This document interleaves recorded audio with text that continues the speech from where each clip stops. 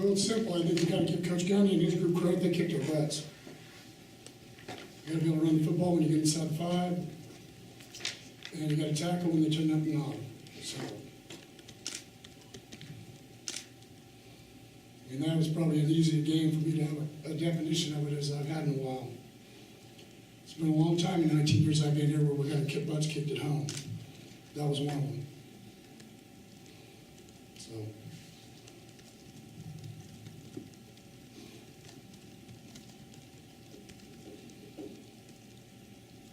You mentioned inability to run in the 5. Why all the wildcat use in this Why not? situations? Why not? Why not? 3 weeks ago, you guys were asking me why we don't run Kyle Hicks. Now we're running Kyle Hicks, and now you're telling me not to.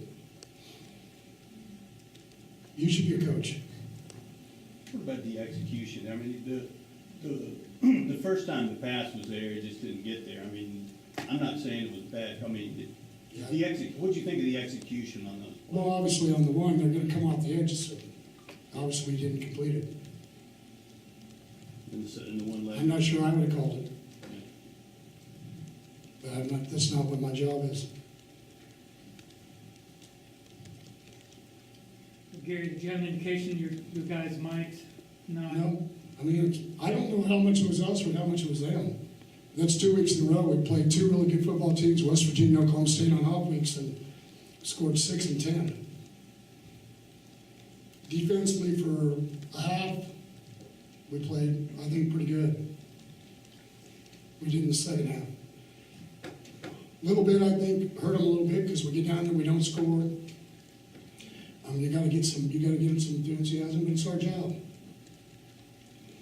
And when we talked about the bubble and goes they hit for one of the touchdowns, and we knew they were going to run the stretch, and they ran the stretch. I thought they did, and I think you got to give Oklahoma State a lot of credit. I mean, to be honest with you, I think we could say what we want, and I'm not happy with what we do, but I think you got to give Oklahoma State a lot of credit. They're a 9-2 football team. So we're 5-5.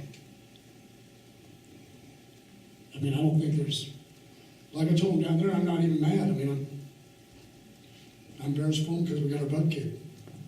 Simple as that. And I'm not just talking about for the players. It's our job as coaches to find the answers. Shoot, maybe we'll be changing offenses again. You got to be able to run the football. Definitely how we practice and how we do things in the spring, and we do things in 2-a-days, I can tell you that. Got to be able to play. You feel like you guys just got out-blocked at the line of scrimmage? That's pretty much what the definition of butt kick means, I think. I don't know what your definition is, but I mean, my guys downstairs know I love them, do it, but the bottom line to it is we had 2 weeks to prepare, and we played. It's one thing to play on the road, and that happens. One thing to play at home. You either got to get bigger, you got to get faster, you got to get meaner. And you got to do all 3. You know, like I told them, I'm embarrassed for them and for me. Got our butts kicked. So You think Oklahoma State was playing like a team trying to make a case for? I don't know. I can't speak for Oklahoma State. Like I told Coach Gundy when I went to the middle of the field, we got our butt kicked. We kicked our butts. I mean, it's simple. I mean, you guys know. I mean, you can't sugarcoat things. I mean, everybody called Coach Leach out after they went 0-2. They won 9 straight games. Sometimes you just got to tell them the way it is. You can't sugarcoat what it is and how you do it. You got to tell it how it is. There's the only way you can fix it. If you're an alcoholic, the only way you can fix being an alcoholic is say I'm an alcoholic. The bottom line is we got a butt kicked. So, I mean, it's a lot more gut wrenching to get a field goal block and get beat by 2 points than it is to get your butt kicked. To me, it's more helpless. You can't do anything about it. Last drive we had 3 guys get ran over. So you got to decide if you want to be a football player. Simple. Were you surprised by how much Oklahoma State leaned on the run this game? No, they've been doing it. I thought that's how they beat West Virginia. I mean, I told them we prepared hard for it, to be honest with you. We prepared hard for it, but you can't, you don't tackle to the ground in practice this time of year. You got to tackle and you got to play leverage.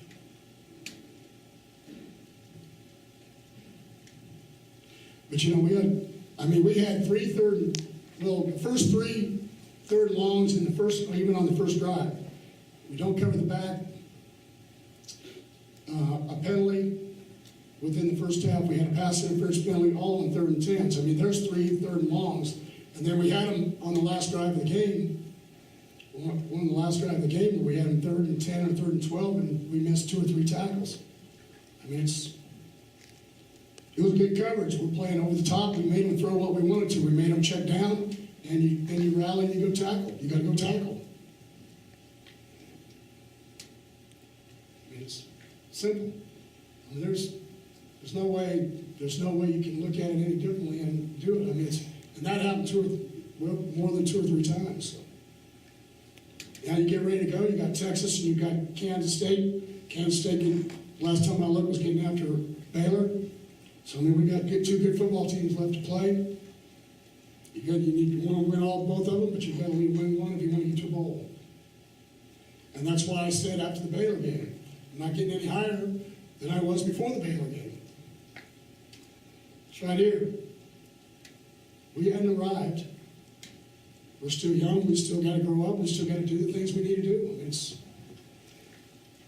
And they got to be able to look themselves in the mirror just like I do and say, we got a butt kick. So. Does that work with kids nowadays? Do they have mirrors? Yeah. If the adults will give it to them. In this program, it's about when you get done with football, can you go out and make it in the world? So we give them mirrors as soon as they check in as freshmen. Probably for Christmas, I should give all you guys a mirror. Since you're going to ask the question.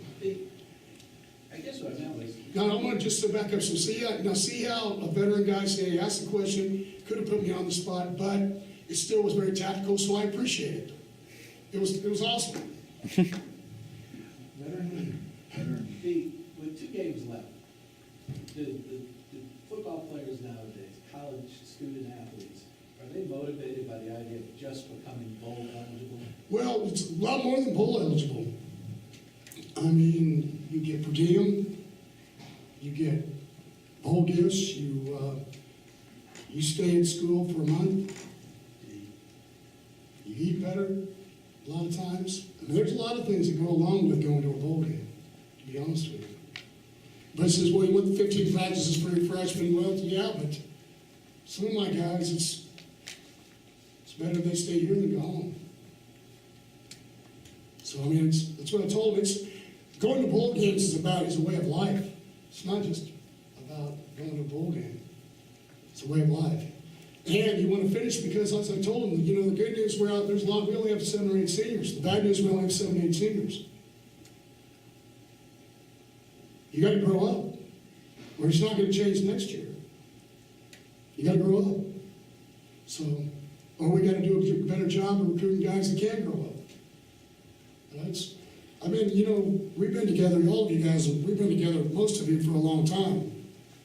I mean, as soon as you start tolerating what happened today, then what you need to do is you need to get into a different profession as a coach. I mean, you don't. But it's not the end of the world. I mean, you look last week, Pittsburgh, everybody's getting after Narduzzi, and then all of a sudden he kicks a field goal and he beats Clemson. I mean, just go down the list. I mean, it's every 7 days is a month, sometimes 6 months, depending on where it is in the season and how it goes. But it still comes back to what I said originally. Coach Gundy and his group, they got after us. So it's the one team, that's the one program right now that we're not 500 or better than. We're 1-4 against them. So we got to come up with a better plan of how to beat Oklahoma State. Because it's the only program in the Big 12 that we're playing against that we're almost not 50-50 or we've got a winning record against. So we need to find a better way to play. I think Oklahoma's the other one. 2 Oklahoma schools. So we got to find a better way to play both of them. I mean, as a coach, you go and do it. You put a lot into it, and what you got to realize is you're not going to get a change, not as a coach, not as a player or anything else, unless you you just look yourself in the mirror and say, look, that didn't work. So what's your next answer? You know, it's simple. You've mentioned several times this year that you don't like the idea of bye weeks for a variety of reasons, but your team does something to play well out of them. Can you explain that at all? Well, number one, we have in the past. I don't know why this group isn't. But if you just look historically about TCU, how well we played in bye weeks. But this group hasn't. I mean, even 2 years ago, 2014, we played a game, bye week, played a game, bye week. I mean, we played well, even earlier. Every bye week, when we played on Thanksgiving against Texas, we played well. But this group is not. So, and especially not on offense, we haven't. Is that a youth thing, or? I don't know. If I knew that answer, I can promise you I'd try to fix it. Because I don't really like feeling the way I do right now. So, but I'm a big boy. It's get up. As soon as I get down here, I'll watch this film, and then I'll start on Texas. Get something to eat. Get ready to go. That's what they pay me for. They give, because we can go win next week, then everybody will be happier. So you got to get ready to play. You tried Jeff Gladney at cornerback Sunday also? He actually played well. Yeah, he played early, and Jeff actually had a great week of practice. I about started him, because he really played well in practice. You know, we knew they were going to throw jump balls, because they don't really, besides the one throw down the side, they didn't outrun us. We're not going to, we can run with anybody, but you're going to out-jump us, and we knew, and we worked hard on it, and we got better by the end of the week. And, they hit a couple of them, but Jeff was the one guy that played it the best. So the Julius kind of got into a funk a little bit, and they were picking on him a little bit, so I put Jeff in, and it kind of calmed everybody down. Sometimes you don't do it because you're upset. Sometimes guys get a little off kilter, and you just got to kind of pull them out. So you do that with quarterbacks sometimes. Get them out of the game so they can watch it from afar, so they can see what's going on, and go from there. So. Were you overall satisfied with the offensive play call today? Oh, I don't know. I haven't looked at it yet. But obviously, probably not. We scored 6 points. So. Did you get a word on what happened on the PAT that was blocked? Yeah, they've already blocked like 6, 7, 8 field goals, and we knew. We worked for 2 weeks. We talked to it. We had a young offense that didn't step down. They pulled in one way, the other guy stepped inside. Things we said we're going to do. You got to be a veteran. We're now on the game 10. We're going on game 11. You can't play like you're a freshman. So, and he's going to be a good player someday. How much of a game-changing moment do you think that was at the end of the first half? Well, I think it hurt us a little bit. But we talked about not letting us hurt us. But I think, we could have went in 13-10. I think that made a lot of difference. Because, that's this game. You look, even we get the other fourth down. I mean, because that we would have scored with 21 and then 24-20, I think, before they even got to 31. I mean, I think your whole team plays a little bit different. That's your first nature, though, is to go for the points. Well, for me, the way it was is I didn't think a field goal made it 10-9. I didn't think that did us much good. If you make it, we were close. They had, obviously, we worked on that play, and we knew it would be open. And it was open. We just got to throw it, right? It was all so easy. Turpin had a rough day returning, especially on punts. What'd you say to him? I wasn't happy inside the 10-yard line. The thing, you can't always, young players up there, you can't always make big plays. Sometimes you just got to make smart plays. Last week against Baylor, their starting point was like the 13, ours was the 38. I think it was switched today. We started inside our 20 a lot, and they started outside of their 35 a lot. And so, got to get ready to play. You do 2 more for Coach. On Kenny's interception, the first one, was that Jalen or Kenny? Was that a miscommunication between the I two? don't know.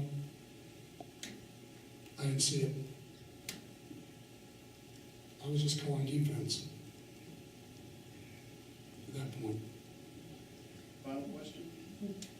What's your assessment of Oklahoma State and the kind I of? think they're a good football team. I think they're a good football team. And I thought so going in.